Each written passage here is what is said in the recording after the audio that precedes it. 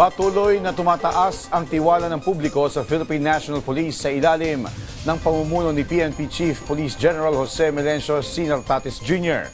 Ito ay base sa resulta ng pinakabagong pambansang Boses ng Bayan Index of Governance Survey ng RPMD Foundation Incorporated, kung saan kinilala si Nartates bilang isa sa mga may pinakamataas na marka sa hanay ng mga opisyal ng pamahalaan sa bansa na nakatanggap ng 78.8% Index Governance Score, 78.5% Trust Rating at 79.1% Performance Rating, kung saan isinulong nito ang mas mahigpit na disiplina, pinaigting na operasyon laban sa kriminalidad, mas malapit na ugnayan sa komunidad at mas matibay na pananagutan ng mga pulis.